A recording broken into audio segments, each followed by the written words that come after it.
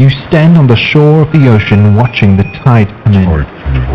You sense the call of the sea beckoning to take you in further. You step forward little by little, not knowing what to expect, but expecting more. You keep going as the ocean calls you to enter in to deeper waters.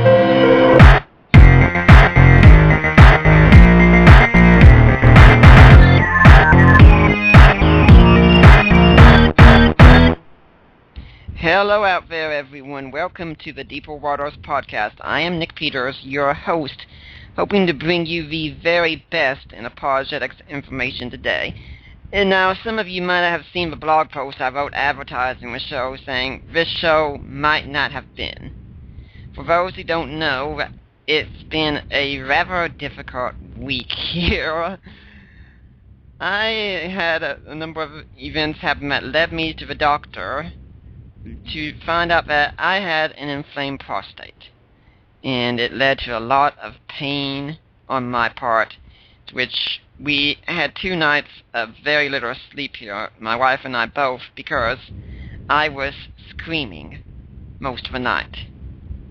Yep, that's how bad it was. So bad that we actually went to the emergency room on Thursday to help get things taken care of, and I think things are good enough. I'm pushing here, but I've been able to function for the most part. I think I can handle it, and if my wife was right here, she could tell you that this is the kind of personality I have anyway. In fact, shortly after we got married sometime, I remember I had the flu, and I said, I need to get online, I need to be doing my work. I said, no, you need to rest, you need to rest. You had to make me rest, because I'm that kind of personality. But we did end up still having a good Valentine's Day, get to exchange our gifts and such. Probably didn't get to go to a lot of places we want to, but hey, that's okay, you know, we've got each other here. Now, my guest today is Tom Gilson. Now, Tom Gilson does a lot of work with Ratio Christi. He's a national field director for Ratio Christi Student Apologetics Alliance, which puts him in charge of 100 plus campus chapters. And keep in mind, I have a chapter with Ratio Christi as well. It's not a campus chapter, but it's the internet chapter. And he's done much work in apologetics ministries such as Campus Crusade for Christ, Human Resource Leadership there, Internet Ministry Director for Military Ministry, and published a number of works, and we're going to be talking about, including being a co-editor of True Reason, Christian Responses to the Challenge of Atheism. He's got a bachelor's in music education with an emphasis in trombone from Michigan State, which I think that could have been where Gary Habermas went to, and a master's in industrial and organizational psychology from the University of Central Florida, and he runs the blog Thinking Christian, which is consistently rated in the Technorati Top 100 Most Influential Religion Blogs. And today we're going to be talking about the topic of Peter Boghossian and his book A Manual for Creating Atheists. We'll be discussing True Reason some, but Peter Boghossian will be our main focus here. So, Tom, are you there? Yes, I'm here. Good afternoon, Nick. Welcome to the show. Glad to have you. I'm glad to be here. Thanks. Now, I've given some of your background and such.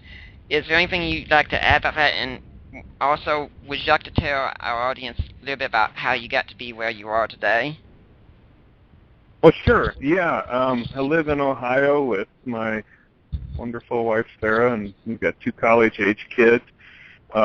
Moved here from Virginia a couple years ago, but that's not what you meant by where I am today. Just thought I'd mention it. We're enjoying some warm temperatures all the way up in the 20s now for a change. If that means warm to you, it does to us after what we've been through lately. Anyway, I was really influenced by apologetics when I first came to Christ, because I had been raised in a Christian home and had actually turned away from Christianity because of a lot of reasons, one of which was that I tried to be a Christian and it wasn't working for me, and I finally decided it might not be true. But I met some Christians on my dorm floor at Michigan State University who were actually living the Christian life, seemed to be enjoying it, and they intrigued me because I thought that you couldn't do that. I didn't think you could enjoy Christianity. But I also wanted to know whether it was real. And they gave me a copy of Evidence and Man's a Verdict by Josh McDowell. This was back in 1974, a good long time ago. Josh came to our campus shortly after that, and in between then, I came to the faith in Christ. So Josh McDowell is an apologist, someone who was one of the early leaders in our contemporary movement of defense for the faith, was really influential on me early on. I came on staff with Campus Crusade for Christ, which is what it was called then, back in 1979, and remained with Campus Crusade or Crew until last summer. The last thing that I was doing with Crew was strategic planning, internally and also externally, some of it with Chuck Colson's ministry. And I prayed a prayer February of 2009. And the prayer was this: I'm interested in the strategy and I'm interested in apologetics. Do they belong together? And it wasn't a prayer request, it was a prayer question. Do they belong together? I didn't have anything in mind other than that. And from that point, God has answered with a big, resounding yes, where I had opportunities to be involved in strategy discussions with the National Conference on Christian Apologetics, with Point, of course, as I already mentioned, and now with Ratio Christi, where I'm leading and co-leading, along with, of course, the other people that have been with it longer, the new Student Apologetics Alliance that's out there and has grown explosively up to the 100 campuses we have now. So that's my short, condensed version of my story. It doesn't include the blogging and writing and stuff, but we'll get to that whenever. Okay. Now, I said before we're talking about Peter Boghossian, and now there could be some listeners out there who say, Peter Boghossian, who is that guy? I don't know about him. Tell us about Peter. Right. Peter Boghossian is he's got a doctorate in education, but he's currently an instructor in philosophy at Portland State University. He has recently published the Manual for Creating Atheists, as he calls it, with Pitchstone Press. He's doing what could only be called advocacy for atheism on the internet and in speeches and in this book and he claims that he's not so much advocating for atheism as he is advocating for clear, rational thinking. Well, we'll get into whether he's actually doing that very effectively. But the Manual for Creating Atheists was published just before, it was about November 1 of last year. It's been a book that's gathered and garnered a whole lot of excitement among the atheist community online, as the first book that really explains how to, can we use the word evangelize in people into atheism? I think we can. Okay. I don't think it's good news, as the word evangelism really it refers to in its original meaning. But it's a book that explains how you can talk people out of faith and do it in a supposedly winsome and caring manner as you help people understand how to come to more rational methods of thinking. That's how he would perceive himself. Now, he's how also... I would perceive him might be different. Yeah. Now, he's also, in fact, thinking of doing this with a television show, isn't he? He's been saying that, yes, for a month or two, and I've been watching his Facebook page to see when it happens, because what he wants to do on his television show is display videos of his conversations with believers and show how he creates atheists. Now, he's not saying that he will have a conversation and people will instantly become an atheist, but he will. His point is that he can move people in that direction by getting them to the point where they can doubt their faith. And he claims that he can do that in a matter of just a few minutes, and he wants to put that out there where everybody can see it on video.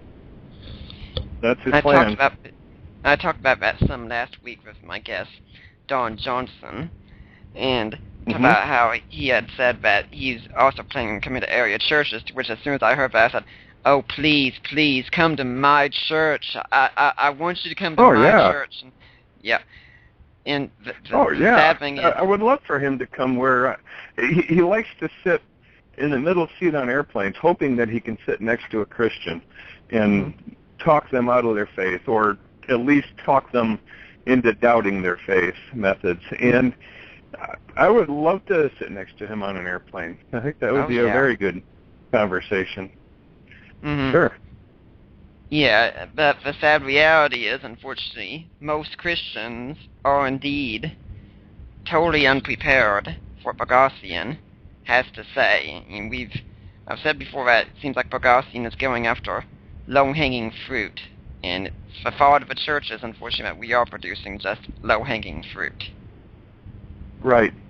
And in order to explain that, we probably ought to describe and talk for a while about what it is that he does and how he approaches his conversations with believers. Sure. It's really quite simple. Not only is it simple, but it's actually the same thing that I've heard Josh McDowell do.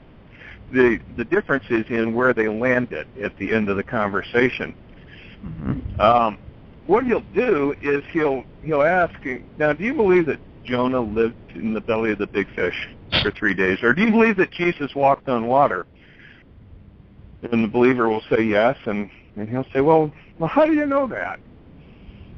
And the typical answer he will get will be something like, well, it's in the Bible, or because I have faith. And then he'll say, well, how do you know that you can trust that? How do you know that that's a good way to know something?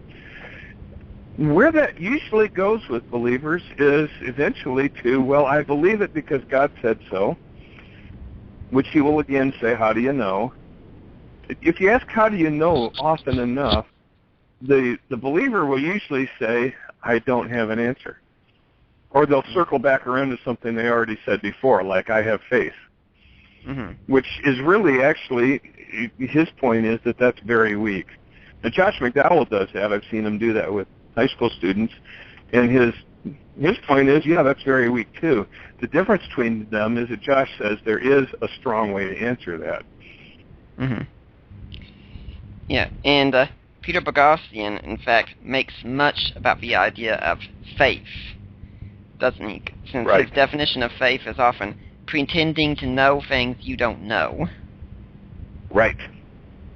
He has a dual definition, and I'm looking it up here now in his book. It's the chapter 2, the beginning. It's really the beginning of the book. Chapter 1's more or less introductory, and he says that it is either belief without evidence, or it is what you just said, pretending to know things you don't know.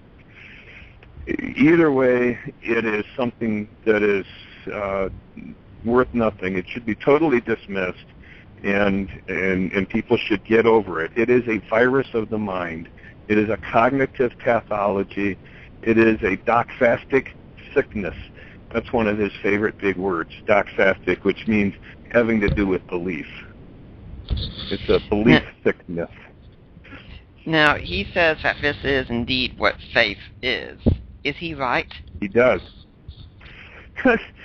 You know, there are a lot of ways to look at faith, and it's a very multifaceted term. It's got all kinds of connotations, and I think that he's probably got a good description of the way some people believe. I don't want to make it the case that faith is always well-founded, because then I'd have to say that Christian Scientists' faith is well-founded, and Muslims and Mormons' faith is well-founded. Where he goes wrong with respect to Christianity in particular is this. He says that it is pretty much always a case of pretending to know things you don't know, always a case of belief without evidence. He says it is definitive of faith that it is pretending to know, so that in every case, people who are who have religious faith are always believing without evidence and always pretending to know what they don't know. And that's where he goes wrong. I don't think he's wrong in saying that sometimes faith is like that, but he makes it always that way, and I have strong disagreement with that, and I think we have good reasons for disagreeing with that. The Greek word translated in the New Testament as faith is pistis, and I have been having my own fun on Peter Boghossian's Facebook page, talking with this street epistemologist, and we can talk about that later. But I've asked him repeatedly, he said, okay, show me one New Testament or Greek lexicon where pistis is defined as belief without evidence or pretending to know something you don't know. Strangely enough, no one's taken me up on that offer. Well, it gets worse than that, because he says that we have to be very careful not to let religious people get away with redefining faith to mean trust. What does pistis mean in the Greek, Nick? Trust. What does pistis mean? It means trust. Well, he's saying, well, we can't let you redefine it as trust. It's always meant trust. He's playing with the words. He's reinventing the words and blaming us for reinventing the words. It's really dishonest. We'll get into more of that, too. We got some time to talk here, and I'm looking forward to more of that.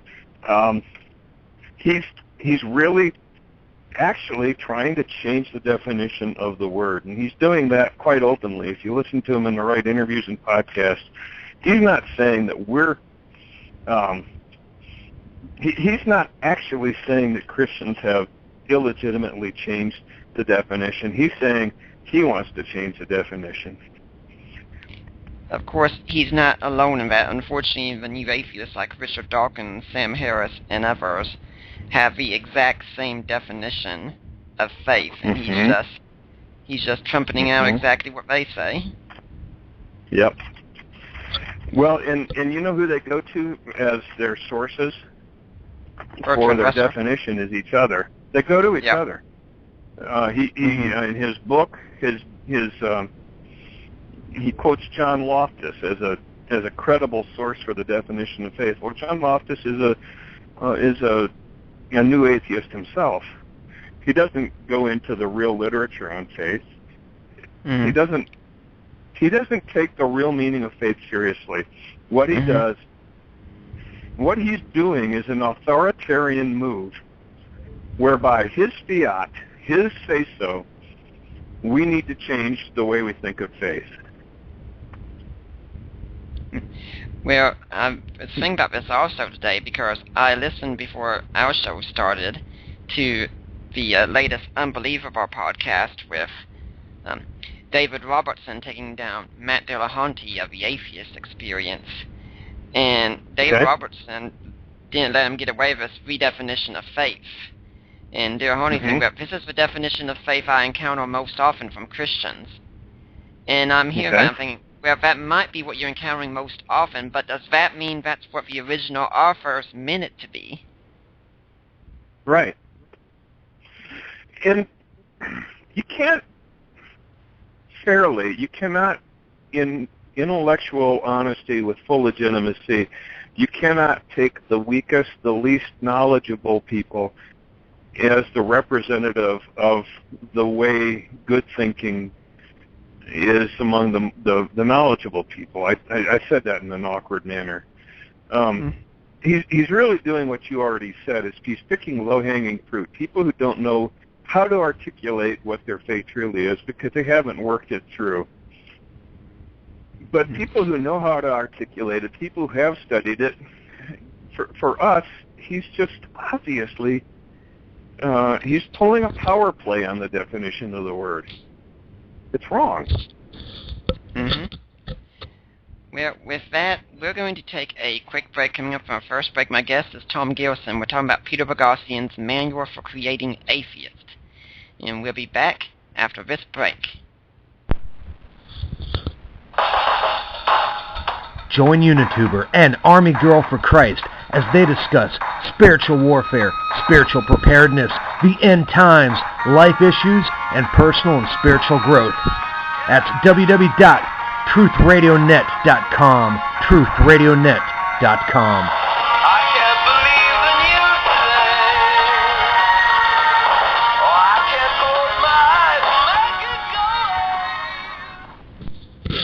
And we're back. My guest is Tom Gilson. We're talking about Peter Boghossian's book, a manual for creating atheists, and you're just saying that you don't go to those who are like the common denominator and say, well, this is obviously what the whole of the movement says. And I was saying it'd be kind of like if I went on YouTube, looked at a lot of these teenage atheist videos of them ranting and raving about Bible contradictions or anything else out there and say, yep, that's the best of atheism right there. If I want to know what atheism is, that's where I go to. Right. Now, It's a weak way to deal with it. Yeah. He also connects this with statements that he calls deepities. Right. Could you explain what a deepity is? Well, I probably ought to look up what he says a deepity is. Randall Rouser did a good discussion on that in his Yes. in a blog post recently. He on page 21 of his book, he says a deepity is a statement that looks profound but isn't. They appear true at one level but are meaningless on other levels. Like, for example, is Paul Tillich. Faith is the act in which reason reaches ecstatically beyond itself. Or Brian McLaren, having faith is really about seeking something beyond faith itself. Those are good examples of bad descriptions of faith.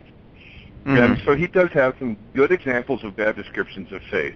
And he also quotes Hebrews 11:1, which he calls a deepity. Now, faith is the substance of things hoped for, the evidence of things not seen. The problem with quoting Hebrews 11:1, is that it doesn't really. He says it doesn't say much, and I think if you look at just that one sentence, he's probably right. It wasn't meant to say much in just that one sentence. It is a sentence in the middle of a book that it does make a lot of sense in context, and it doesn't make a lot of sense out of context. Somebody once on the internet recently accused me of, quote, playing the context card. He didn't want me to bring the context into this very discussion. I was like, why? Would this by any chance be James Lindsay? It might be James Lindsay, yes. Yeah. We had some interesting discussions. It always surprises me, these kinds of people, are saying, why would you be scared to get more information about what you're talking about if what you're saying is true? And I say the same thing with people in biblical studies. I say, if you really think the Bible is true, you shouldn't be afraid to look at the best scholarship out there in the Bible. It's not going to destroy your faith if it's true. If, on the other hand, you think it might not be true, well, you're not going to want to look. And the other way of looking at that error is that he is believing without evidence. He's believing that he understands what Hebrews 11:1 says without gathering the necessary relevant evidence. So he's choosing to believe without evidence, which is what they say is the fault that faith makes. And I found rather silly. And I found it rather interesting that he apparently did some research on what the word evidence means and looked that up, but he didn't do any on what faith itself means. Yeah, something's lacking there. Yeah. Now, since we've said there is a proper context, how about we deal with that? What is really being said in Hebrews 11? What is the author saying in Hebrews 11:1? It's I should have opened my Bible before I started raising that topic. I can tell you this much, that he is not talking about belief without evidence, because we know that because earlier in the book of Hebrews, and I'm going to find it, I think, in chapter 2. As I turn pages here, it says, chapter 2, verses 3 and 4. How shall we escape if we neglect so great a salvation after it was at the first spoken through the Lord? It was confirmed to us by those who heard, God also bearing witness with them, evidence both by signs and wonders, and by gifts and miracles of the Holy Spirit according to his own will. He also says in Hebrews 11, he goes on to talk about various evidences that people had for their faith. The author of Hebrews does. For example, we have Moses is listed as an example of faith. Moses saw the burning bush. He had the rod. He had the miracles, the plagues, the crossing of the Red Sea. These were evidences for faith. The Bible is not opposed to faith being tied to evidence. So what is the assurance of things hoped for, the conviction of things not seen, as it says in the New American Standard? It's basically a way of saying that this is something that we've got that's solid to hold on to for things that we hope for and haven't seen yet. But it's not saying we're holding on to it as if it's just a vapor. It's something solid.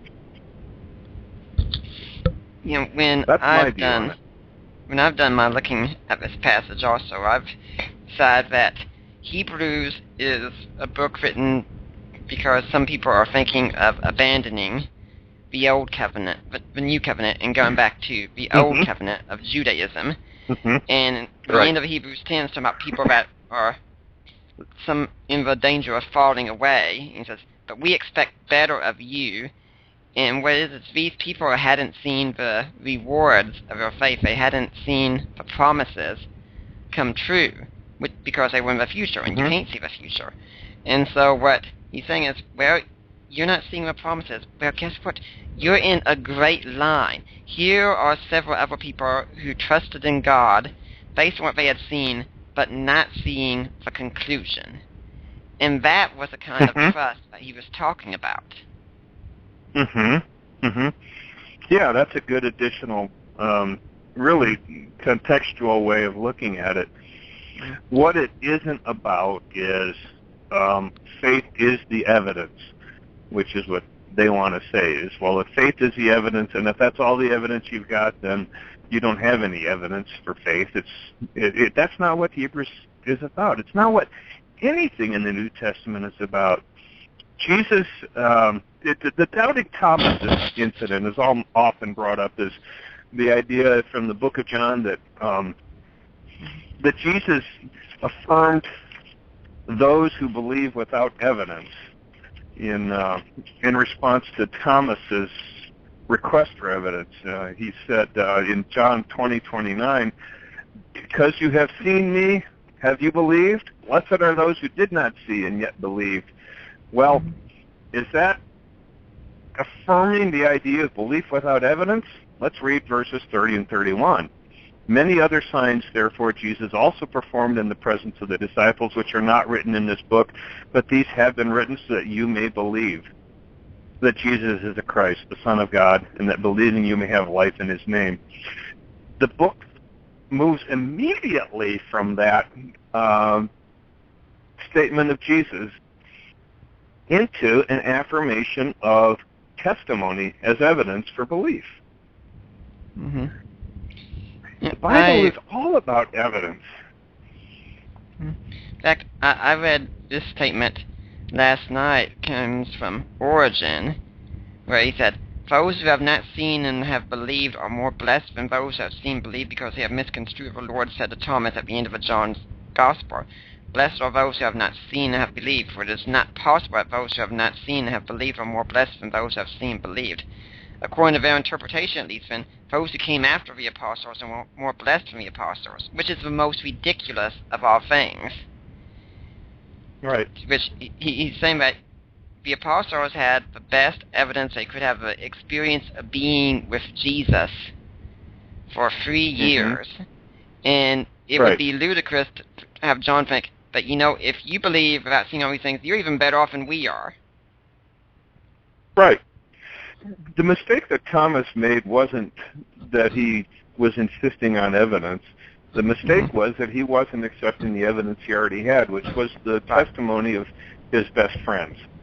I think, not just and also testimony. Jesus' predictions too.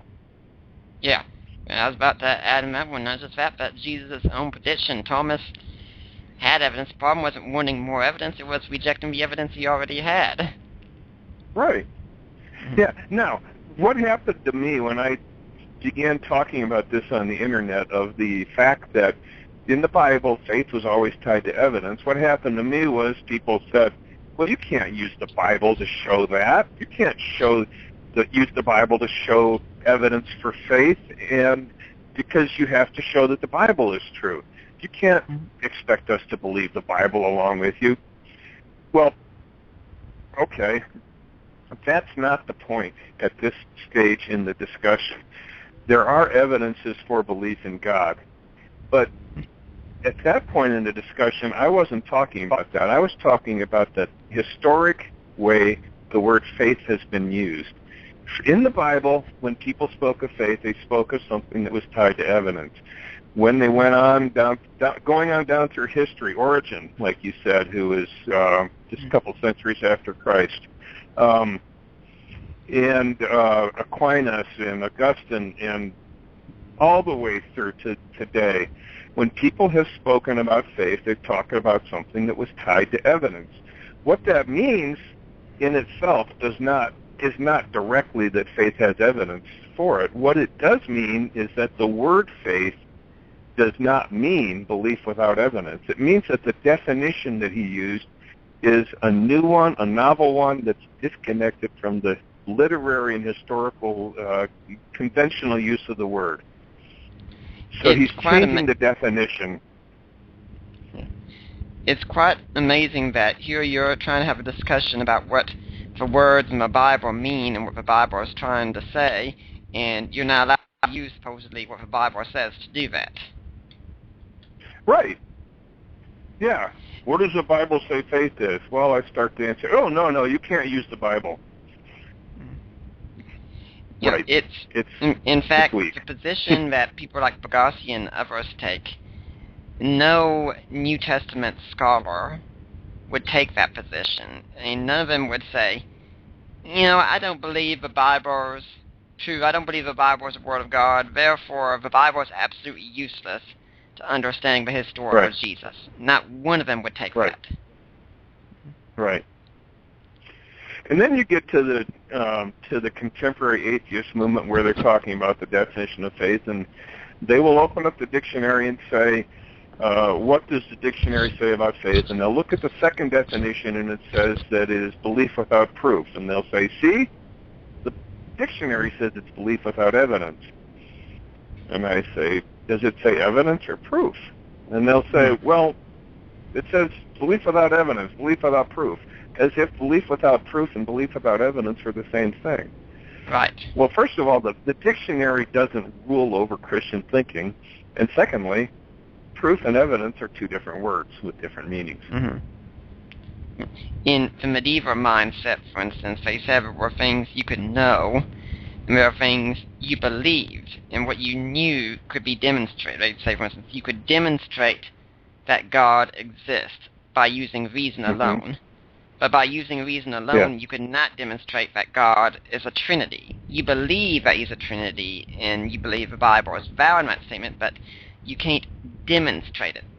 It doesn't mean anything. They'd say, we don't know God's a Trinity. They'd certainly claim that as knowledge, but they wouldn't claim to know it the same way.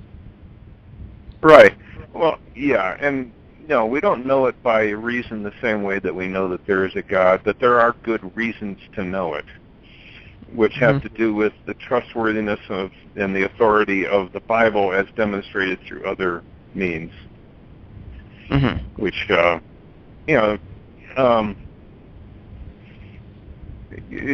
back to Bogosian's question of how do you know that Jonah lived in the whale, or how do you know that in the big fish, how do you know that Jesus walked on water? I'm afraid it might seem flippant, but it's the same way that Bogosian knows most of what he knows. For example, how does anybody know, except for a few limited number of scientists, how does anybody know that the core of the Earth is made of molten iron and nickel? It's not because we've observed it. It's not because we've run the tests. It's because someone told us, and because we considered them trustworthy, credible, authoritative. We figured that it was safe to believe them.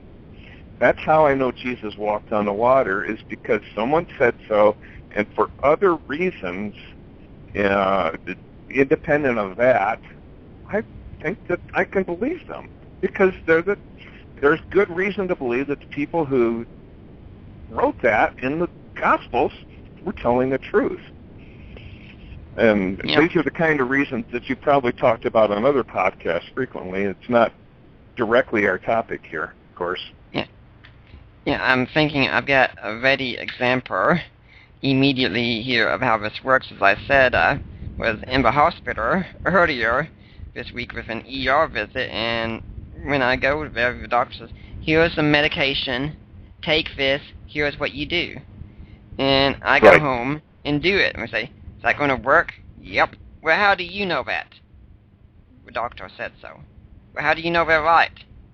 Well, they're a doctor. I figure they should trust them. I'm not going to go around and say, well, I'm going to go and I'm going to consult 20 doctors first. I'm going to see what they all say, weigh out their evidences, and then I'm going to make a decision. No, by that time, I could be in a whole lot more pain.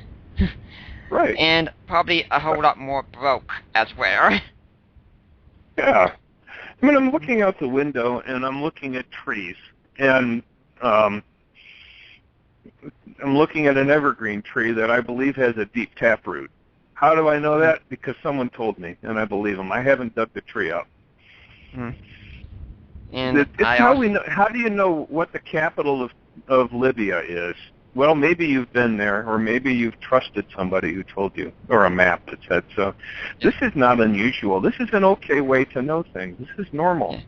The question is whether we have good reason to trust the biblical authors, and we could talk about that for hours too, but that is the question. It is not belief without evidence. It's belief with the evidence of trustworthy testimony.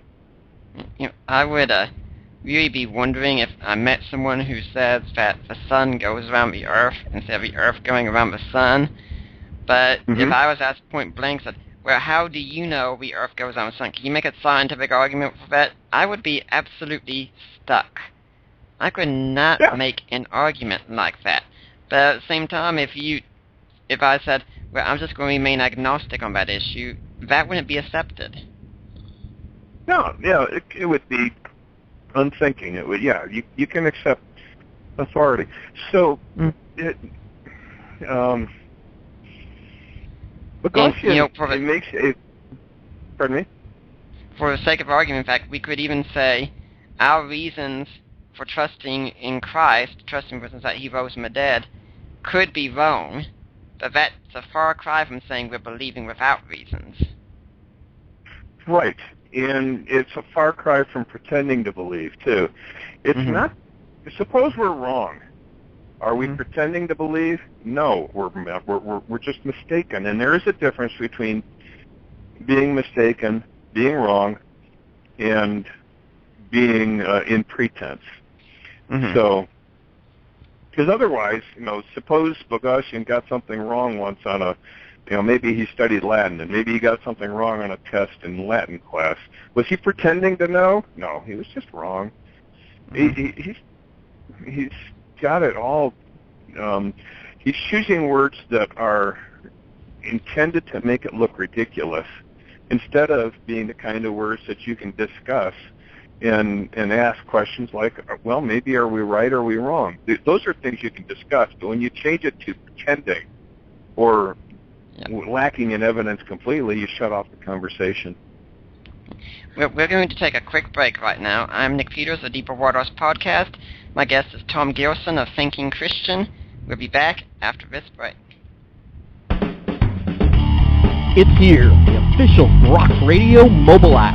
Listen to your favorite rock radio programs on your iPhone, iPad, iPod, Kindle Fire, Android smartphones, and tablets. The best thing is, it's absolutely free. Download it now from the iTunes or Google Play App Store, or get a link at our website, cyiworldwide.com. Rock Radio, Christian radio that doesn't suck.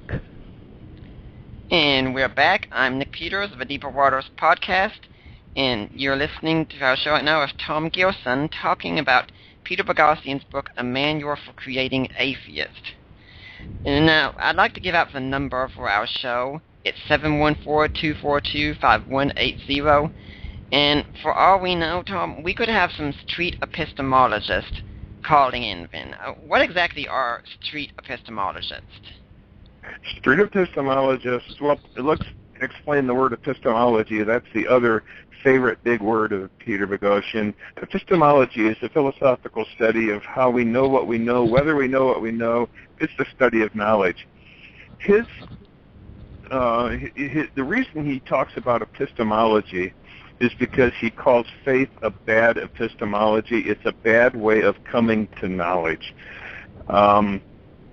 We can talk about whether he has a good way of coming to knowledge later on, because I've got some thoughts on that.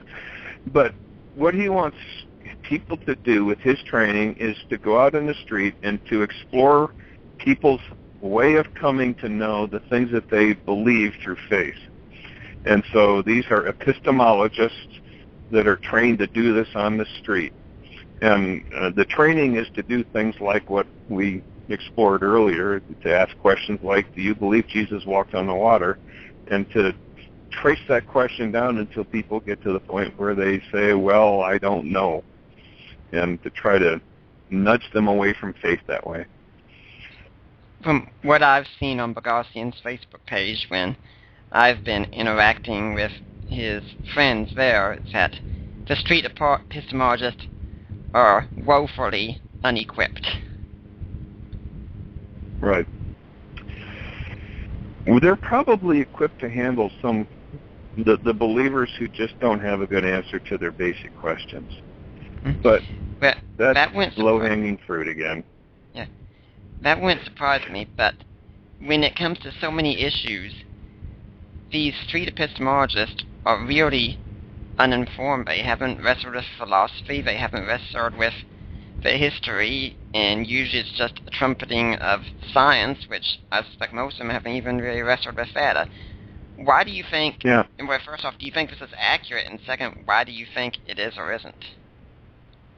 Well, I'm not going to make a general statement about street epistemologists, because I haven't been on the Facebook page that you've been on to see the same things you are. Generally speaking, what I've encountered with atheists, and this is the topic of the book True Reason that's coming out in a couple of weeks, is that their reasoning skills are poor. They tend to conclude, they tend to define reason according to the conclusions you come to, rather than your discourse, your reasoning process. So that if you decide to believe nothing except for what science can tell you, what empirical research can tell you, then you're a reasonable person. But you can't define reason according to what conclusion you come to. You have to define reasoning skills according to the practice of the skill of reasoning. Mm-hmm. And that's a mistake a lot of atheists make. I often refer to it as a sort of atheistic hubris, but I see that a lot of people think they're right on their conclusion automatically by virtue of their being an atheist. Yeah. And not only are they right, but they're reasonable. So you have the Sam Harris Project Reason. You have the Richard Dawkins Foundation for Reason and Science. You have the Reason Rally, which I went to, the atheist rally on the Washington Mall back in March 2012. And they've claimed the name Reason for themselves. They consider themselves the party of reason. That's why we wrote the book. It's a collaborative book, True Reason, which was to challenge their claim on being the party of reason, simply in virtue of the fact that they don't practice it very well. Mm-hmm. Now, why do you think they don't practice it well? I don't. That's a psychological question that, even though I've got a master's in psych, I'm not going to touch. It could be a spiritual problem, a spiritual blindness thing.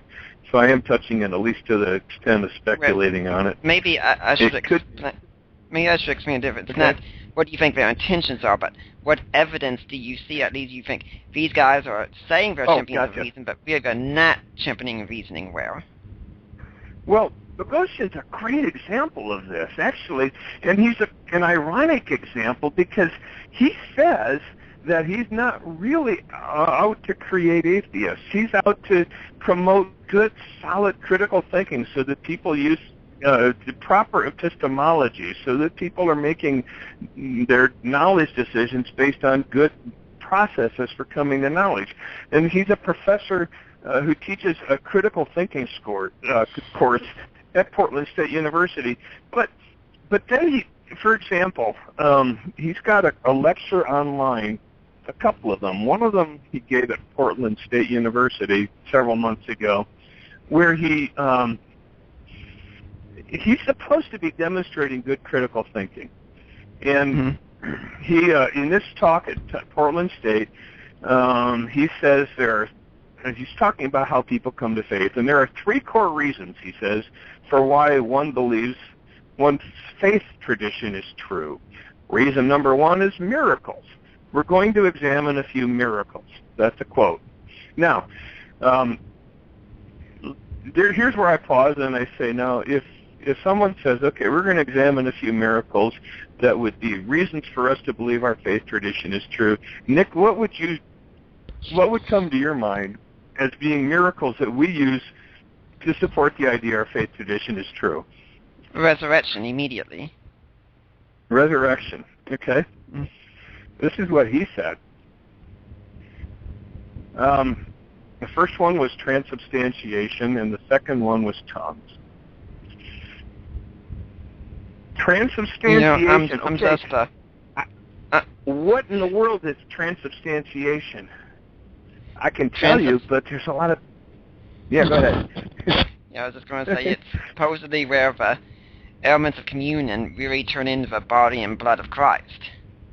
Right. That's a Roman Catholic doctrine which a lot of us don't agree with in the first place. And in the second place, those who do believe in transubstantiation do not use it as evidence of miracles, because the outward appearance, what they call the accidents in the philosophical language, everybody knows that those stay the same. There's no evidence there, and nobody claims there's evidence there. But Bogosian says we use transubstantiation as evidence, and it's really crummy evidence. Same with tongues. I don't know of anybody in the apologetic community who uses tongues as evidence for faith. Bogosian says we do, and he says it's crummy evidence. Now, why don't we use transubstantiation and tongues as evidence? Because we know those aren't good evidence. And he's saying that we're calling them good evidence. What he's doing in this role of the critical thinking professor is he's taking what they call straw man arguments, which is a logical fallacy, and he's parading it for everybody, and he's using it to knock down our beliefs when what he's knocking down is a horrible distortion of our beliefs. It's a very poor demonstration of critical thinking. He is not using good reason. When I've been on his Facebook page engaging with a lot of these street epistemologists, I've said when the question of miracles comes up, I said, okay, if you're concerned about miracles in general, here's what you do. Go get Craig Keener's 2-volume book, Miracles, go through it, and then write a serious refutation of it. And usually what they'll do is they'll probably just go to a website, look up some of the miracles and miracles they think are just silly, then trumpet both out and say, well, these are nonsense, therefore I don't need to read this book. They'll brush it aside without it. But the point with Bogosian is that he is a very poor example of good reasoning. He takes, he redefines faith by his own power play. He redefines faith. There's another one example of a great example of him doing this in a lecture he gave to the humanists of Greater Portland area, where he says that there are only 10 things that can be said in favor of faith. Only 10 things. He only has time to tell us about 5 of them. You know what the first 2 are? These are the best things that can be said for faith. One is life has no meaning without faith, and the second one is I'm having a crisis of faith. He's telling the the atheists in his crowd that those are the best things that Christians can say for faith. And he's wrong, and he knows he's wrong. I am sure he knows he's wrong, and he's propagating a lie and parading it as good thinking, and he's not doing, he's not practicing what he preaches. I could say it in stronger terms, but I'll be careful. I was just commenting on a blog recently in response to someone who was talking about the God delusion, and they agreed about, yeah, well, it's good for dealing with low-hanging fruit. And I said, yeah, thing is, Richard Dawkins, he's not doing any service to Christians, which, of course, he doesn't expect to do. The worst part of it is he's not doing any service to atheists as well. In fact, he's lowering their intellectual standards by having them take on only the worst representations of arguments for Christianity or in theism and thinking he's knocking it down, and by doing such a horrid job with the arguments for God's existence and thinking he's doing a great one, because any atheist who reads that and says, oh, well, Richard Dawkins has said the final word, they've done themselves a disservice, they've lowered their standards. Right, and I'll come back to the True Reason book again. I wish we'd had time to put Bogosian in there in the chapter, but the timing didn't work out right for it. And it's available on Amazon now, but it's not shipping until the end of this month or early next month. True Reason. But will be available on Kindle too. Yes. No, actually, well, there's two different versions. The Kindle version is already available. The print version has 2 additional chapters. And they are 2 different editions, and you can't get one in the other format. It's 2 different editions. But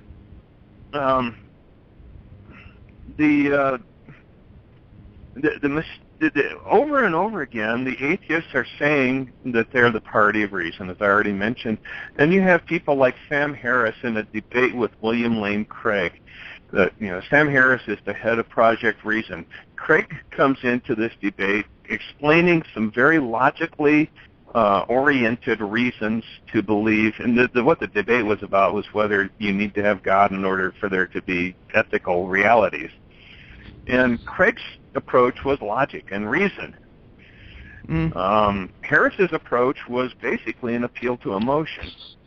Harris was the one who's supposed to be the representative of Project Reason. Now, suppose Craig was wrong. Suppose Craig's reasoning was all crummy and bad and awful. Harris could have met him on that playing field and said, "No, you're wrong." But he didn't. He changed. It's like Craig hit him a fly ball, and Craig's out, and Harris is out there in the outfield, and he's back where he could catch the fly ball and put him out. And what does he do? He puts a football on the ground and tries to drop kick a field goal. He's playing a different game. But Craig's playing the game that's got Harris's Project Reason on it. Does that make sense? Yeah. I'm thinking about how so often I've been on the page, and even Bogosian himself has made his claim that he said that Christian apologetics, for instance, starts with confirmation bias. I mean, the atheist apologetics seem to start the same way, and when I'm talking with his street epistemologists, I'm saying, look, you can discuss if I have a bias and such all you want to, if I'm looking at things differently. Here's my better suggestion. Let's discuss the data. Let's discuss the evidence, and let's see what we've got. Right. Yeah, I don't think that either side should say, I am free of confirmation bias. That's a human failing. There's all kinds of attribution errors we can make, and it's very, very difficult for us as humans to get past our preferred beliefs, and that is something that you and I as Christians are prone to. We will see things our way.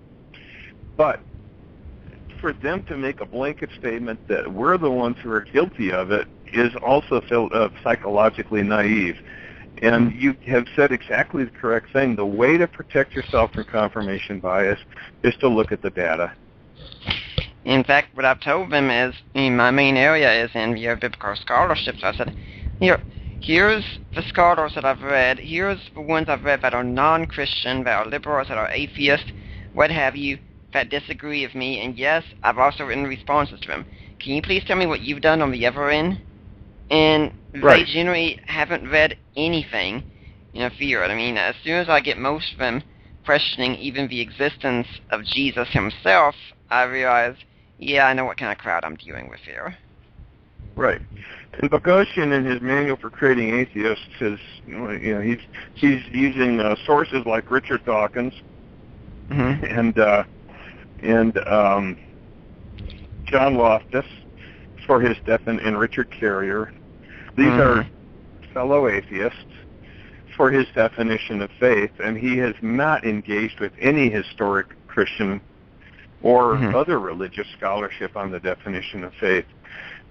It's the same thing you were just describing. He has not paid any attention to the full panoply of scholarship on this question. I think that, in fact, one example he uses of confirmation bias on page 73 of his book is Gary Habermas. And as soon as I read that in there, I wanted to bust out laughing. Because I know Gary... Can I read the quote, or do you want to? Please do read it. Every, in italics, religious apologist is epistemically debilitated, means handicapped in their knowledge, by an extreme form of confirmation bias. Gary Habermas, for example, exemplifies this cognitive malady. Habermas alleges to believe, and I think he actually does believe, that there's sufficient evidence to warrant belief in him, historical Jesus, and the miracles attributed to him. And he goes down later. He does this because he starts with a foundational belief first, Christ's divinity and the truth of Scripture, then conveniently sidesteps logic and reason backward from his belief. That's just not an accurate description of how Habermas does his work. He I'm sorry. I've talked with Gary several times. As you know, I mean, he wasn't the guy who married my wife and I, after all. Yeah. And so we're good friends, and I know his story. His story was a story of wrestling with doubt for several years, and then he just said, I'm going to study resurrection. That's the linchpin, because he said, some people were coming to say, well, here's something about Noah's Ark, here's something about the Exodus, and yeah, that's good, that doesn't sell the man. It was his study of the resurrection. In fact, when he did his PhD, he was told, yeah, you can make a case for resurrection, just don't have it be the argument that the Bible says so. So that's fine, fair enough. And so when I read Peter Bogosian saying this about Gary Habermas, I think, yeah, you really don't know what you're talking about, especially when he said that he thinks there's enough evidence to warrant an historical Jesus, which I mean, Peter, if you're skeptical about the historical Jesus, you definitely don't know what you're talking about. Yeah, that one's running wild through the atheist community, too, that we don't know if there was a historical Jesus. Well, I wrote a paper on this, and Dan Wallace of the Center for the Study of New Testament Manuscripts took a look at it, and I put a line in there that said something like, there are very few scholars or very few credible scholars who doubt the existence of the historical Jesus. He crossed it out and he said, there are no scholars with any credibility who doubt the existence of the historical Jesus. So I was corrected on that. Now Dan's a Christian, and maybe he's got his bias too, but I know that he runs in circles where that belief will be challenged, and he couldn't get away with it if it wasn't true. You just can't do that in scholarship. We're going to take a break right now, and we'll be back. We'll be continuing talking with Tom Gilson about Peter Bogosian. We'll be back after this break. Check out CYIWorldwide.com. CYIWorldwide.com. Home of Grok Radio. Free music downloads, advice, prayer, and support. CYIWorldwide.com. Do you grok? Are you tired of the same old corporate Christian music on the radio? Check out Music Surge on Grok Radio, playing Christian music that doesn't suck. Download episodes now at CYIWorldwide.com. And we're back with Tom Gilson, who's our guest this week. But if you're listening next week, my guest is going to be Lynn Cowick out of Wheaton. She's a female New Testament scholar up there, and we are going to be talking about Jesus and women, and probably the New Testament and women overall as well. So it's going to be a very interesting show. I hope you're going to be here next week when we have Lynn Cowick on to talk about Jesus and women. Now getting back to Peter Boghossian, right before the Gary Habermas thing on page 71, he gives a favorite strategy in the strategies, and it's one that I just love looking at. The subtitle of this section, it's 2 words: avoid facts. Okay. Right. What page is that on again? It's on page 71. Oh, there it is. Okay, page 71. Yeah. Right. And I heard him say that again on another podcast that I listened to, or an interview I listened to.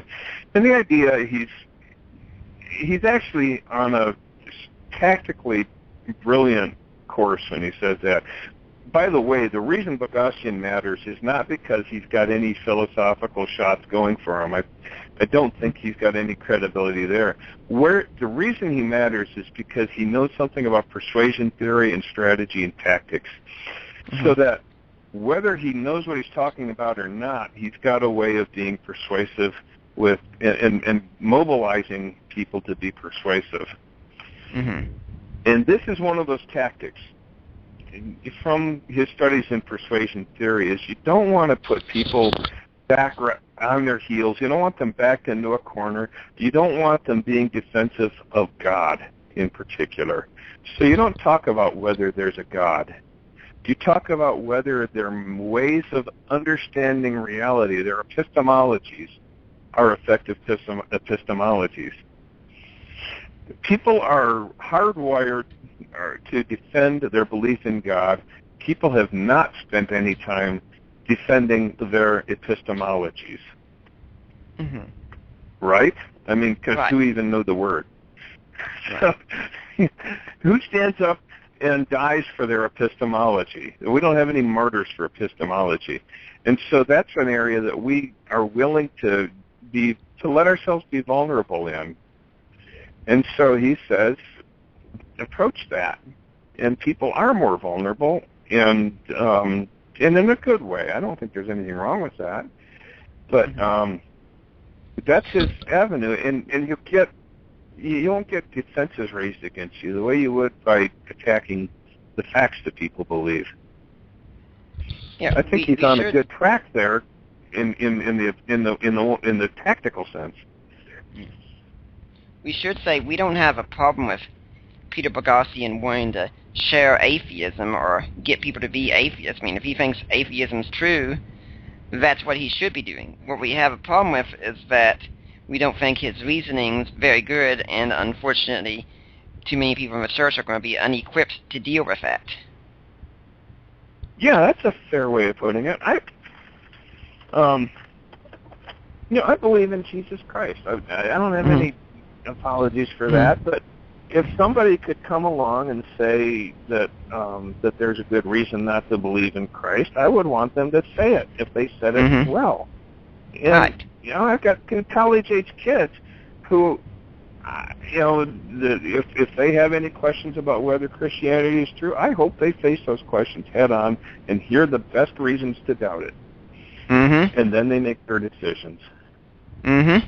We've had that conversation recently, by the way.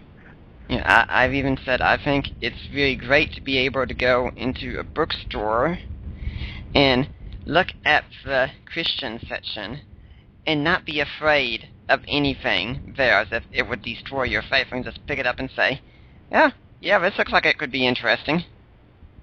Sure. Yeah, why not? You know, Nick, I'm a great believer in questions.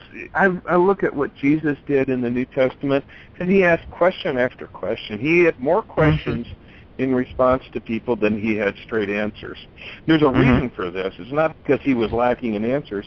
It's that he wanted to make sure that he gave answers to people when they were ready for answers. And if they weren't ready for answers, he would goad them with a question. Well, and I'm not talking about his sermons. I'm talking about his face-to-face kind of conversations with people.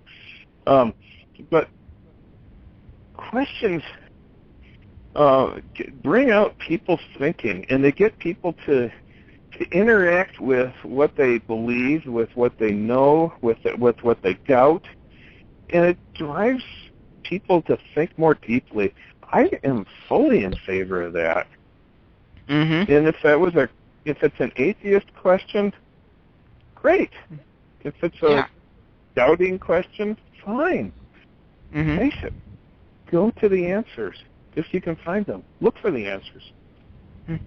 What I've told people before, in fact, is that I'm opposed to atheists who go around and give people bad arguments against Christianity and bad arguments for atheism, but I'm also opposed to Christians who go around and give bad arguments for Christianity and bad arguments for atheism. Oh, yes. I'm just opposed to bad arguments, period. I'm opposed to bad arguments, too. I agree. I'm opposed to sloppy thinking. And I don't think that there are any hard questions out there that Christianity is stuck with. I don't think there are any questions out there that we can't answer from a good, solid perspective. But so I think that we have nothing to fear from questions. The most thing we have to fear is not facing reality. And God, if God is not real, we ought to accept that. Now, I don't have any deep worries about that because I'm very convinced that God is real. The only questions I think we'd have a difficult time with are, in fact, what G.K. Chesterton would call the peripheral questions. You might have a question like, well, what are you going to be doing in heaven for our eternity? Well, I have a general idea, but I can't demonstrate it. I can't prove it, but it's not like, geez, I don't know how to answer that question. Maybe Jesus didn't rise from the dead. Or any other number of questions like that. Maybe I can't answer the question, say, of free will. Well, okay, maybe I can't. But that doesn't change to me that Jesus rose from the dead. And as soon as I've got all the central questions answered, then all those peripheral questions are, well, that's something to discuss, but it doesn't change things. But when I look at atheism, it looks like the central questions are unanswered. Right. I agree. The importance of questions is such that there's research out of Fuller Seminary's studying youth and religion that show that youth who grow up in an environment where they don't face questions are far more likely to fall away from the faith than youth who grow up with the ability to articulate doubt and to articulate questions. They're talking about youth who grew up in reasonably good Christian churches, and the ability and the opportunity and the freedom to articulate questions and doubts about the faith actually predicts more strong faith in adulthood than where people say you shouldn't talk about that. Churches sometimes are overly protective and to their own detriment by saying, we don't want you to doubt that. You just should believe. Well, the should believe thing just doesn't work. I'm going to give a little plug for the church that Allie and I attend. Now, at this point, we attend the Point here in Knoxville, and one thing I really liked about the service, because we were trying to find a church, and Allie went in with contemporary music there, contemporary worship. She really likes it. Okay, can do that, but she knows I want a church that's serious. Anyways, of course, she wants that too, but that's her worship style, you know? And so, anyway, I looked and I find this one, and I find that on the webpage there's something with the pastor answering questions. And these are hard questions about evolution and homosexuality and such. And now, I didn't agree with every single answer, of course, but by and large, they were very good answers. In fact, even if I don't agree, the questions are being answered. And when we go to a church service, there's an open message that says, very simply before reading the service, if you have a question during the sermon, get out your phone, text it in, here's where to text it to, and we'll answer it at the end of the service. And right now we're going through a series, and we've got a Facebook page set up to answer our questions, and I've been one who's been allowed to help with answering questions. I mean, this is a great idea. Why don't more churches do this? And probably that is a great idea. Well, I mean, probably the reason a lot of churches don't do this is because they're not equipped to do it. Right. So how do you get equipped? The answer to that is start anyway. If you don't know the answer to that, go ahead and open it up to the questions anyway. Here's what happens when people are allowed to ask questions, or when I encounter questions, is that it motivates me. Yep. When I've gone out into the public and just gone to people and said, "What do you think of Jesus Christ? Who do you think he was? Who do you think he is?" And I get these off-the-wall answers, I am motivated to go study. I'm not sure if you're like me in this regard, but sometimes it can be very hard to pick up the books and read sometimes, but usually if I find myself, I'm in a debate, and all of a sudden I'm wanting to know more about the answer to those questions, I am far more driven to go and do that research then. Yeah. Now here's the where you press this even farther, and this is something that I've suggested along with the warning that this is a great way for a pastor to get himself fired. What if the pastor left some questions unanswered at the end of the sermon? What if the congregation was a little uneasy? What if they weren't quite sure what the answer was? What if they were bothered? Okay, pastor's at risk of getting fired, but the people are also at risk of opening a book and reading it. And frankly, the pastor is doing what Jesus did if he leaves some questions unanswered sometimes. Unfortunately, I've noticed too many Christians have exactly what I've called the escapist mentality, where it's this idea that, well, I'm saved, my children are saved, so I'm not going to worry about what's going on. I'm just going to wait and let Jesus come and take us all home, and that'll be it. And I hear that, and I just get infuriated. Like, okay, I'm happy you're in. I'm happy your children are in. But what about your neighbor? What about your neighbor's children? What about your children's children? And Nick, what about their own children? Do you think that that's a wise way for a parent to treat their own children? Do you think that that's going to work? I was talking to a mentor of mine one time, and I was talking to him, I suddenly got interrupted with a phone call from a pastor who had called offering my help in apologetics, and he said, "Nah, our children are good. We don't really need that right now." And I told this mentor that, and he said, he'll be calling you back in about a year and a half when his child comes home from college, saying that he's abandoned the faith. Right.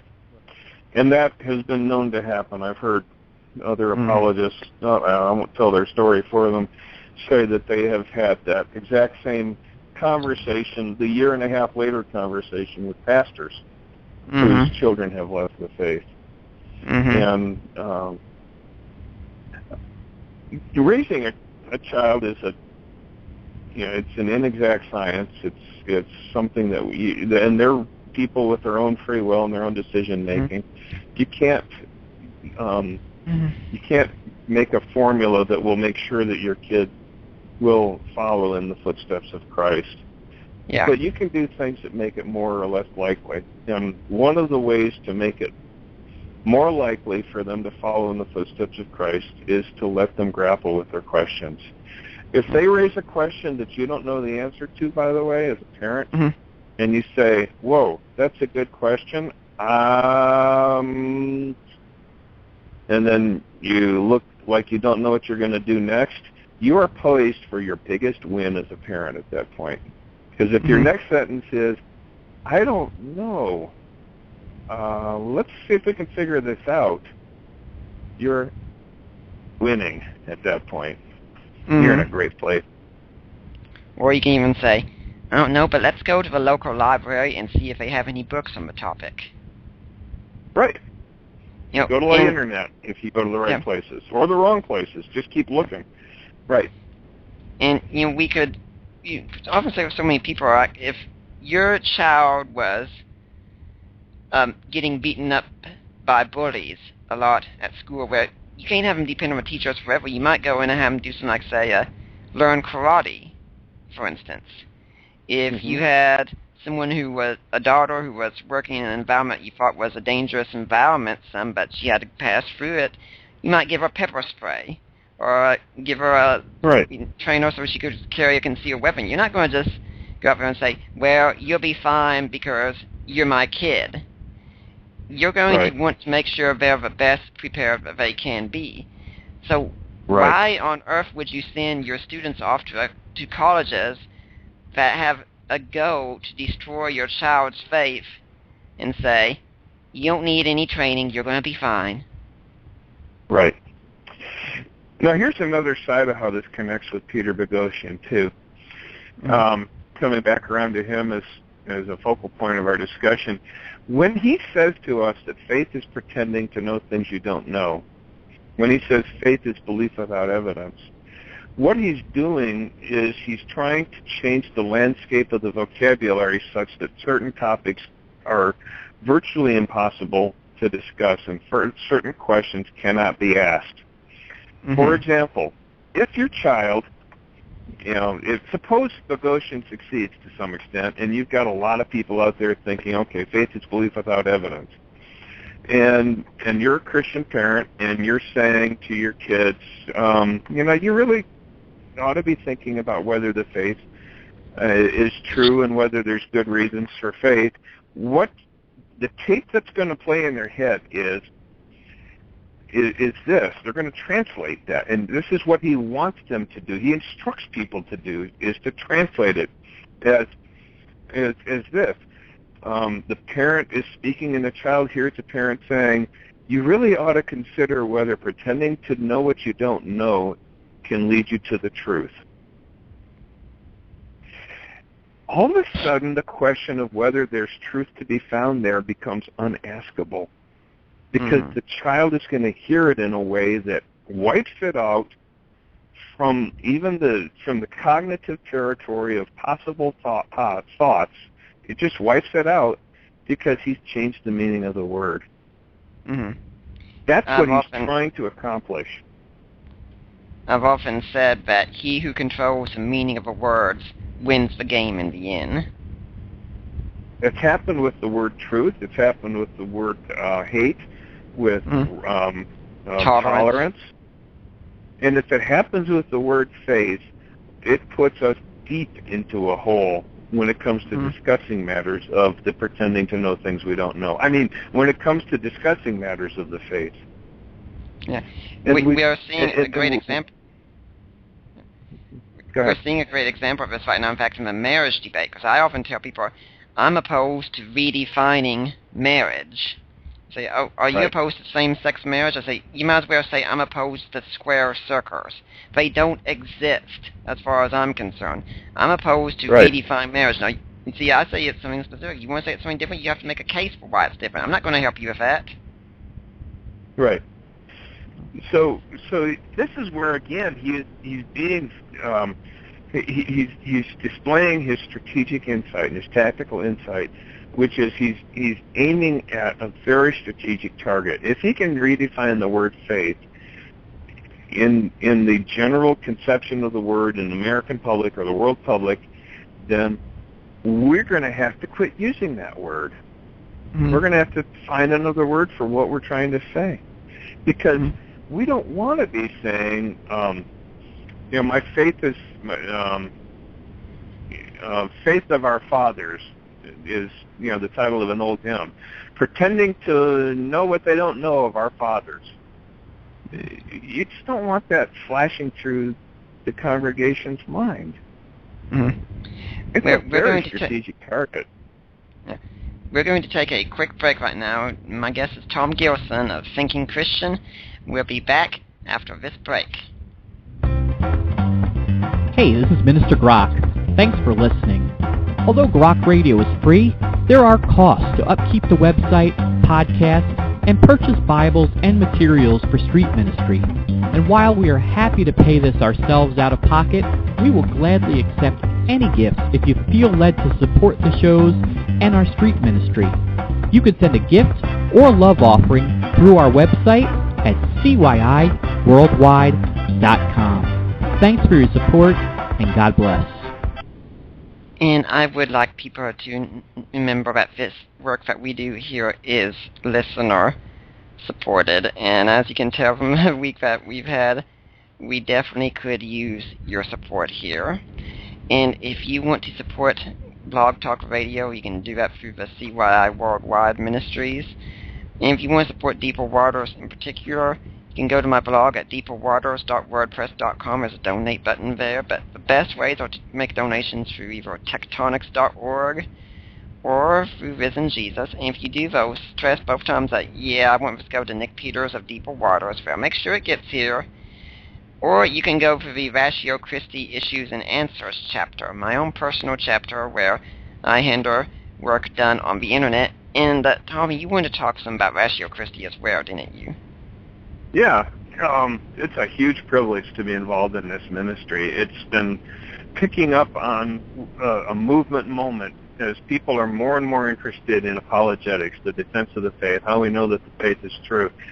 So that this movement was started just a few years ago in North Carolina and was incorporated, I think, 3 years ago now. It's coming up on that time frame, but it has already exploded to 100 and some campuses as we give opportunity for students to learn about how they can become equipped in the confidence in the faith, become equipped in the ability to share that confidence, to be able to communicate that with others. There was one student at West Virginia University recently who spoke about going to a conference that we had helped to sponsor, and he said, after returning from the conference, I'm quoting now, I went through a few of the topics with my brother. For the first time in my adult life, I was able to get through to him. There was an unprecedented spark of hope from him. By the end of the conversation, he told me that if and when I can develop a solid historical case for the resurrection, he would like to hear it. My mother was present for the conversation. As soon as she and I left the room, she started crying in her joy. This is the kind of equipping that we do as students. And that's what you and I are involved in. You can find out about my work on that. Really, the easiest way is to go to my Thinking Christian blog, thinkingchristian.net. But we are hosting or holding student chapter meetings in these universities, university-wide events. We're cooperating with other campus ministries in every way we possibly can to help provide our services, our particular niche to fill in the university, and we're just there to help students become equipped and engaged. RatioChristi.org. Getting back to Bogosian, I'd like to look at something he talks about on page 82, where he talks about, in the prior page, he's asked people what it would take to convince them that they're wrong. And he says, once they've given their response, I thank them. If they've asked me what it would take for me to believe, I use a variation of the American physicist Lawrence Krauss's example in his debate with William Lane Craig.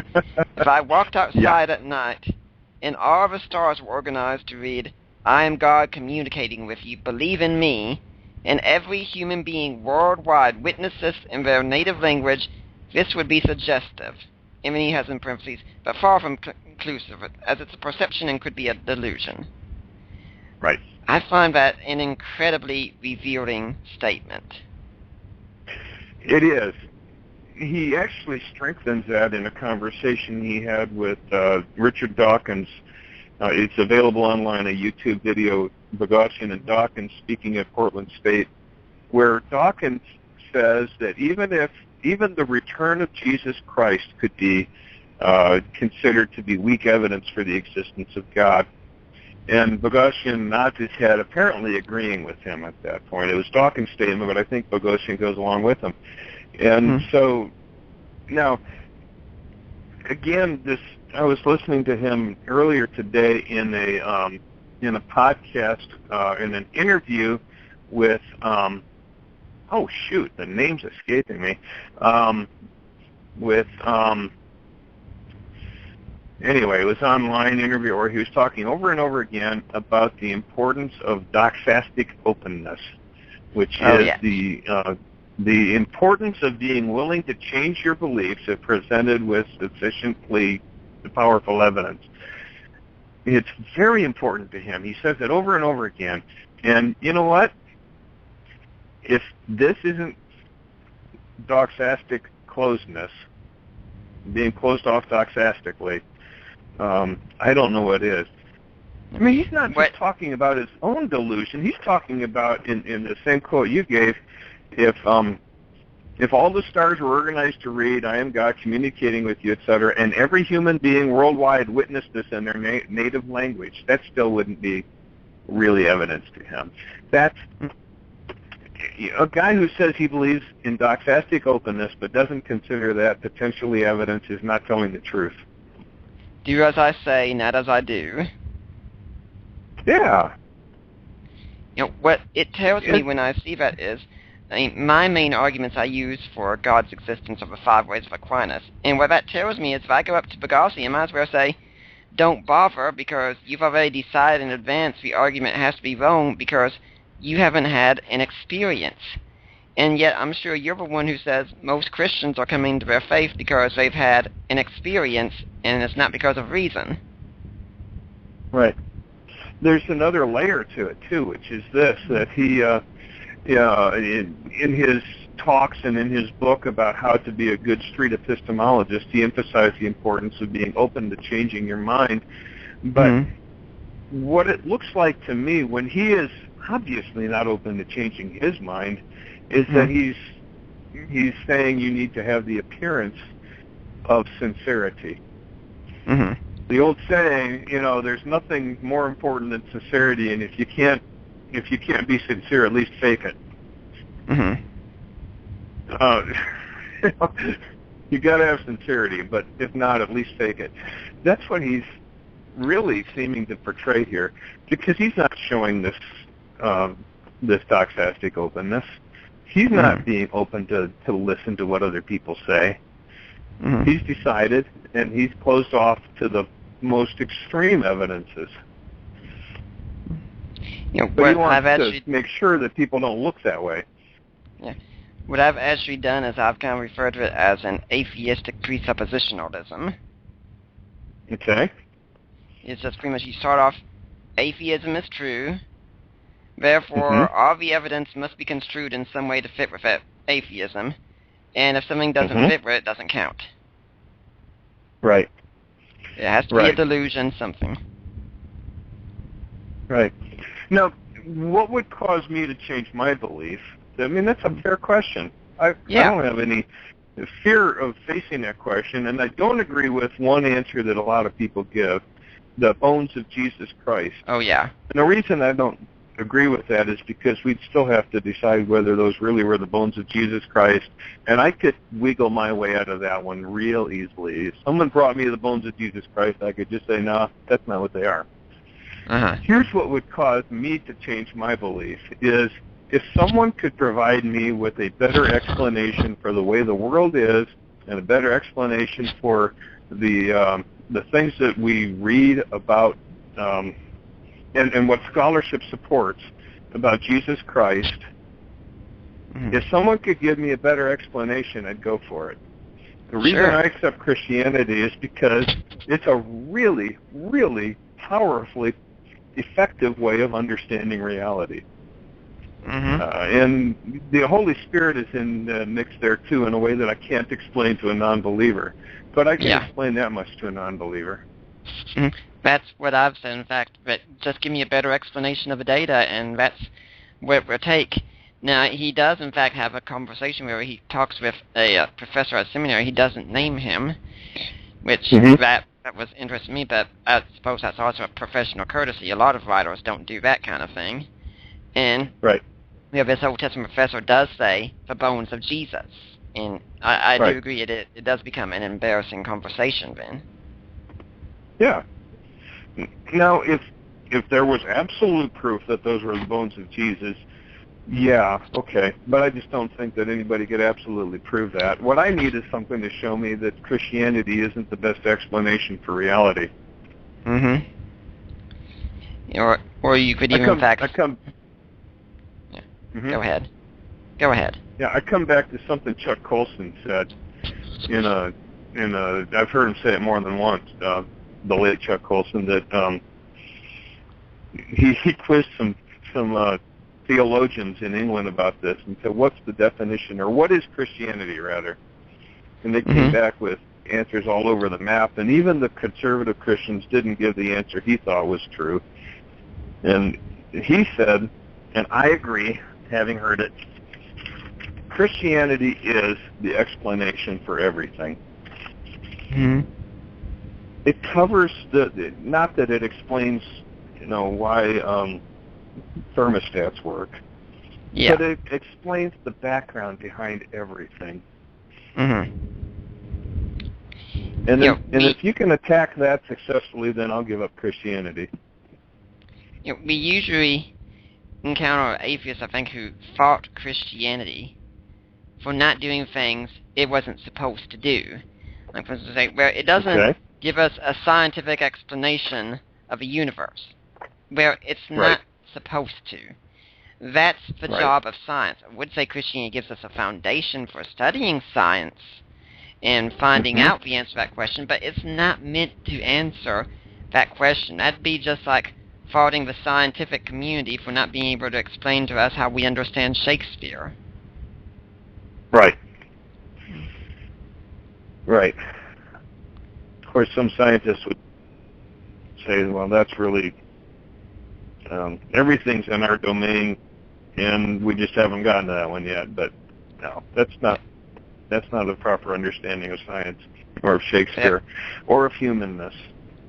There is always, it seems, a scientism going on behind this.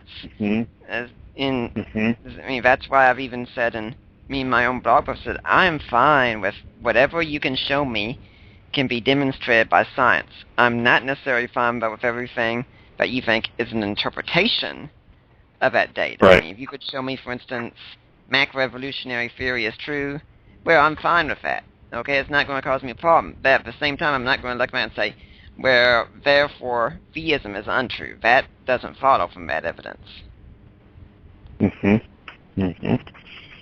Right.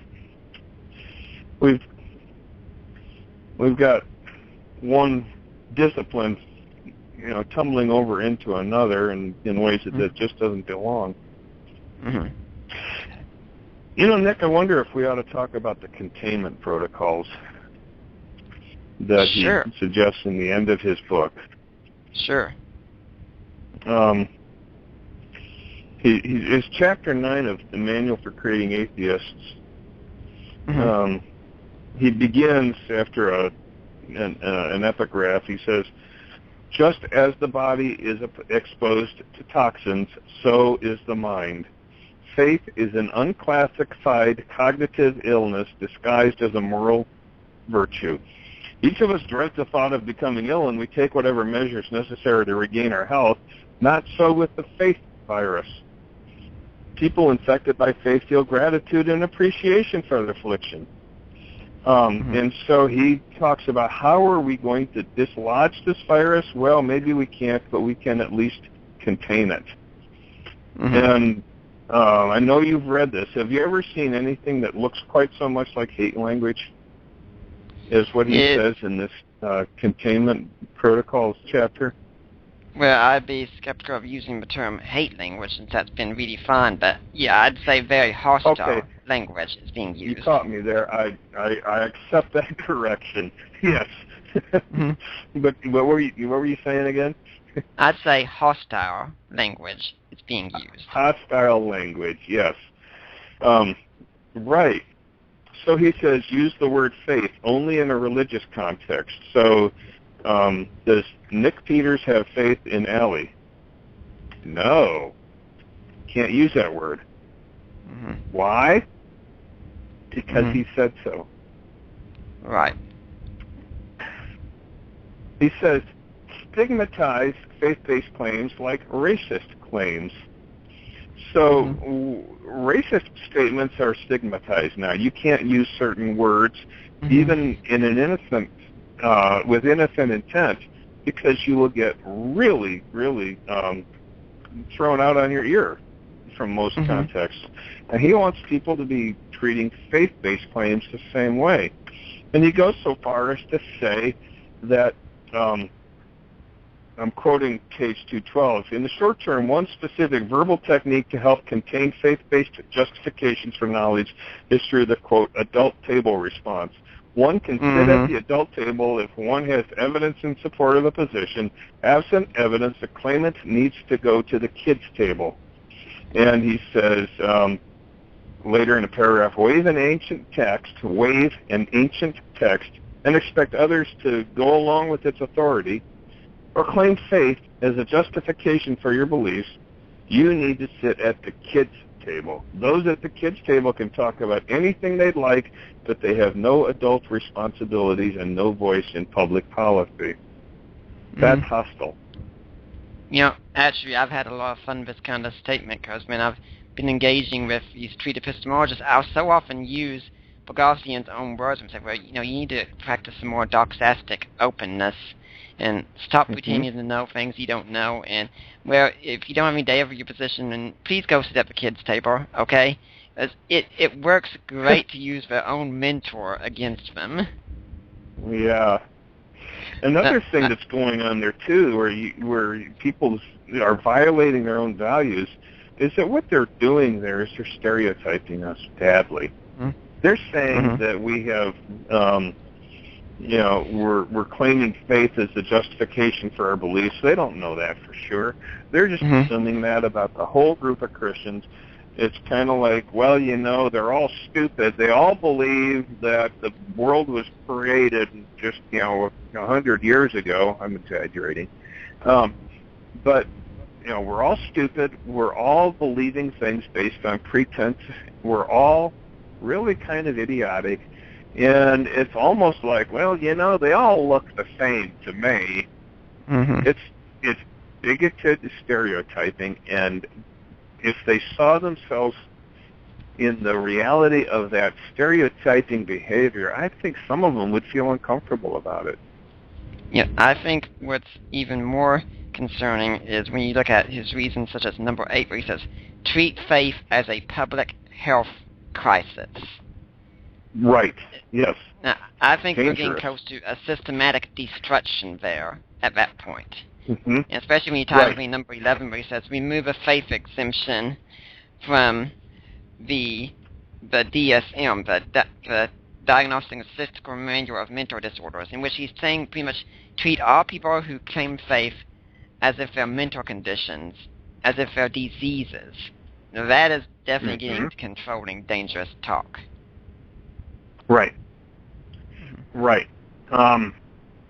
And he has recently, again, in interviews, described his,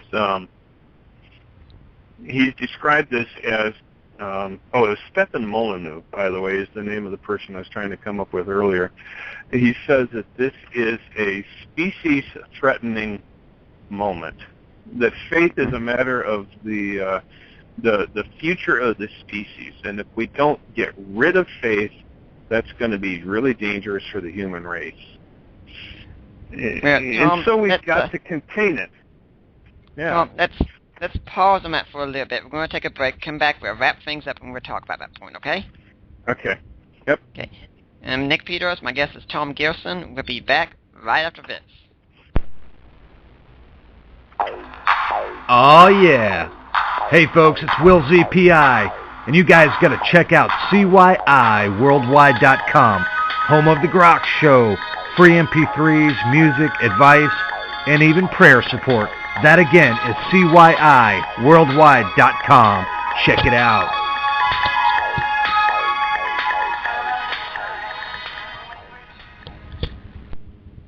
I'm Nick Peters. This is the Deeper Waters podcast, bringing you the best in apologetics out there. And my guest today is Tom Gilson. We're talking about Peter Boghossian. Now, he's talking about containing faith, that this is a crisis moment for our species and such. And it leaves me wondering, how far are you willing to go with this? I mean, are you talking about people like you and I should be locked up somewhere, that we should be treated as if we're diseases? How far? Right. Well, you mentioned, and this came in the context of what you mentioned about his point 8 in his containment protocols. On page 217 of his book, he says we need to treat it as a public health crisis.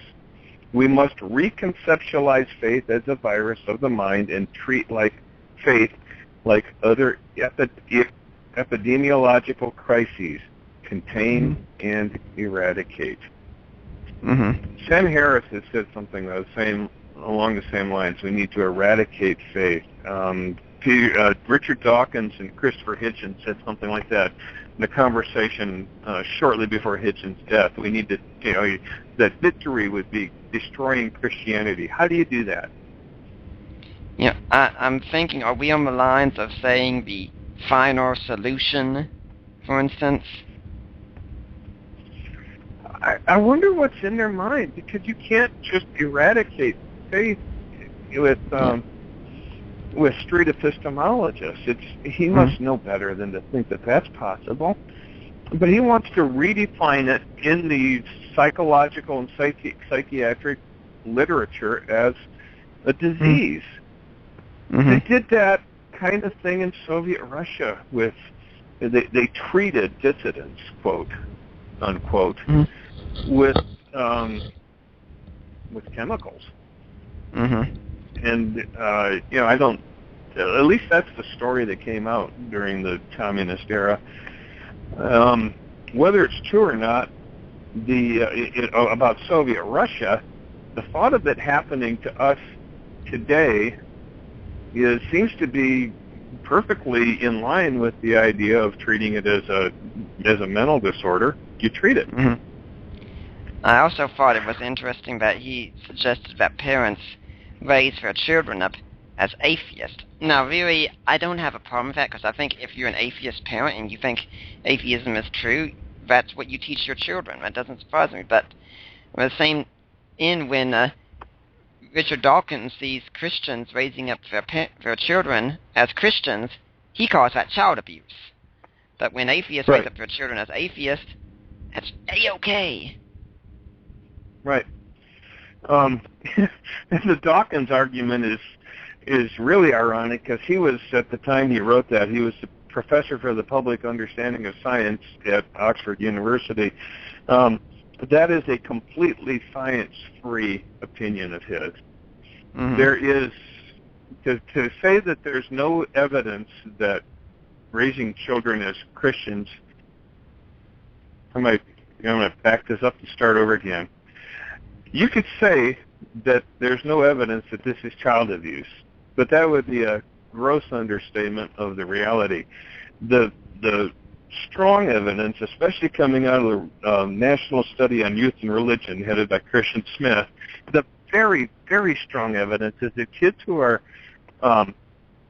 devoted in their beliefs, in their spiritual belief, are healthier than kids who are detached or unengaged in spiritual things.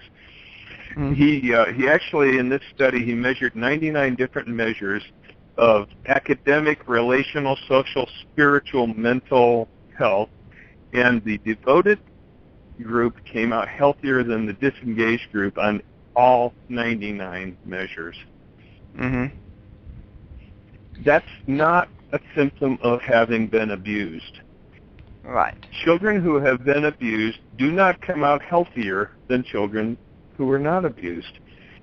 Dawkins made a completely anti-scientific statement when he said that that's abuse. I think it's ironic. I think it's almost hilarious. I'm laughing.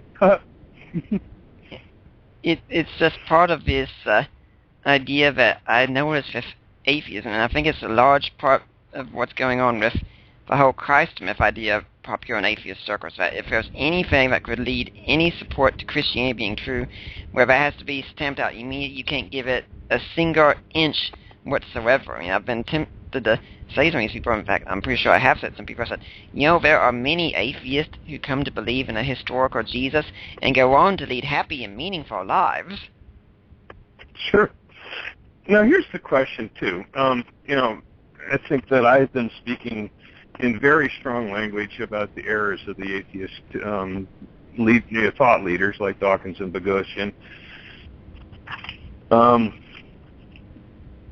Are we being fair to them?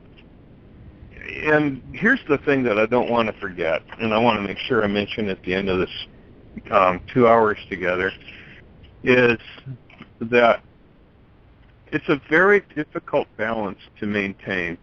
The arguments that they bring against the God whom we love are really poor arguments, and they're really disrespectful, dishonoring towards God, who is God and whom we love. And I think that we need to go at those arguments right at the throat. At the same time, if I had a chance to sit down next to Peter Boghossian on an airplane, I wouldn't be just doing some tactic of acting friendly, which is what he seems to propose towards for street epistemologists. I would hope that I came out of that not just looking like I cared for him, but really caring for him. And so I want to distinguish his arguments and his beliefs from the man himself. Am I very good at that? I probably need a lot more practice. I think Jesus did that, and he's my model. Am I all the way as good as Jesus? Well, I'm maybe looking the right direction some of the time, but I'm a long way from the destination. But that's what we're about as Christians, too. So, the arguments are awful, but the people are loved by God. How do we deal with that? Boy, we could work on that. One thing we should say is the arguments are awful, but they're convincing at the same time because we've done a poor job educating the church and equipping the church. So since we've talked so much about the problem, let's talk some about the solution. What can we do to equip our churches? I think that pastors need to be asking more questions and leaving people wondering about the answers. And then I think pastors need to be directing them to places they can find the answers. The reason I'm starting with questions rather than with answers is because of the motivational factor of questions. That people don't really care about answers until they've cared about the questions. So if I could persuade church leadership to do anything, it would be to emphasize more questions, but to have access to the answers where people can get to them. That's my number one piece of advice for the church, is be comfortable with questions. Let them hang out there until people have to have the answers, and then they'll get them. Something also that something I'd like to see done also is I see so many churches that have ministers of music, ministers of education, ministers of administration. We need churches that have ministers of apologetics. Yeah, that word is so unfamiliar. I'd rather have it be ministers of questions. Or ministers of, I don't know, that's probably not the right word either. But I would rather have it be the question equipper or something like that, because I'm so convinced of the power of questions, as long as you've got your answers too. We need to also make sure that youth are, in particular, encouraged and feel safe to raise questions, and we really need to equip them with answers in training mode, as J. Warner Wallace puts it so well. We've got to put them in simulations where they're dealing with the questions and they've got someone coaching them on how to get to the answers. Because if you just tell them the answers, they're not going to have them in a usable, ready state when they get to where they need them. That's another big deal. Too often, we're turning our youth groups, I think, into big social clubs where we take them to pizza parties and Christian concerts and things of that sort. And there's a time and place for those kinds of things, but having all the pizza parties in the world is not going to equip them when they get to college. Right. It's going to equip them to seek out for fun. And, you know, believe it or not, in college they have fun too, and they have fun with a completely different spiritual background. And they're offering a different kind of fun. So, if that's what you want to equip your youth for, watch out. Not a good idea. As Don Johnson and I spent the last 20 minutes of our show discussing last week, the sexual revolution coming through is causing a whole lot of trouble, and that is one of the biggest drives, I think, to get people to abandon Christianity, especially youth, because of our tight restrictions, as it's seen in that area. You say, well, I want to go out and have my fun. I can't have that and Christianity both. So bye-bye Christianity. Yeah. Right. And now we do church need to do as parents, especially need to do it. The churches can fail, but and unfortunately they too often do. But the responsibility also lies with the parents. Right. And the best thing parents can do is to have discover ways to find access to answers, and then open up questions with their kids. You know, for good access to answers, my favorite book these days now is the J. Warner Wallace book called Case Christianity. There are others that are really good too. Mark Middleburg's got a book on 10 questions that Christians hope no one will ask, and with answers. These things are really good resources to have on hand, but the most important thing a parent can do is to open up the conversation with their children. J. Warner Wallace, I should point out, was on our show. I believe it was back in July 6th last year, and I have corresponded with Mark Middleburg about having him come on the show as well. So for all people out there listening, if you're interested in Mark Middleburg coming on, well, stay tuned. I hope it'll be sometime soon. Right. Oh, that'd be great. I definitely he's a really good one for connecting people. Yeah. Cold Case Christianity is certainly a great one. In fact, I taught a class up in Indiana via Skype recently, and they said, what books should we go through today? I said, well, the latest one to come out I think would be the best one would be Cold Case Christianity. Right. And that's what we did. Yeah. Yeah. He's done a marvelous job with that one. And I've also said, church, if your pastor is unable to equip you, if he's unable to answer these kinds of questions, get a new pastor. Because your pastor is supposed to be the shepherd of the flock, and he can't defend the flock if he doesn't have answers to these questions. And too often we're faring for the lowest common denominator with pastors who don't have any clue, and frankly, I've told them, if you don't have a clue about this kind of stuff, you have no business being in the pulpit. Right. And they don't have to teach, quote, unquote, apologetic sermons. The natural way to do it is to teach, you know, maybe you're an expository preacher who likes to go through the Bible, book by book or chapter by chapter. That's great. You don't have to teach a directly apologetic sermon, but when you encounter something in that passage that's going to be of confusing to people in your congregation or among your community, if it's going to be the kind of thing where they're going to say, I don't know how that could be true, I don't know how that makes sense, ask the question out loud and say, you know, this is a question you might be asking or your friends might be asking. Here's how I would address it. And then I would go to the, you know, once you've raised that question, I'd move to the answer. And just bring the question out in the open, because it's not, because it's out in the open somewhere near you. Yeah, and what I've told pastors is, you don't have to be a specialist in apologetics. You don't have time for that necessarily. Know the basics, at least, and also have someone in your congregation you can point to who can help. Perfect. And it's so important to have these questions. I mean, heck, last Sunday in our church, we heard a sermon on the conquest of the Promised Land, asking a hard question about the talk about genocide and such as well. And I was just so amazed when the sermon started. I'm actually hearing a sermon about this. I never hear that in churches. Mm-hmm. Yeah. Boy, and well, that one's Tom, a hot one out in the internet.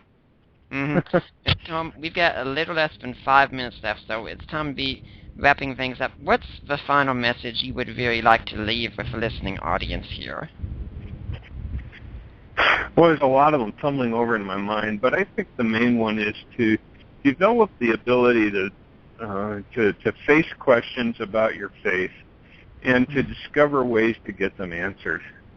So that when someone like a street epistemologist, one of the Gilson's supposed disciples, I guess we could call them, comes up and asks you, how do you know such and so, that you're not caught flat-footed.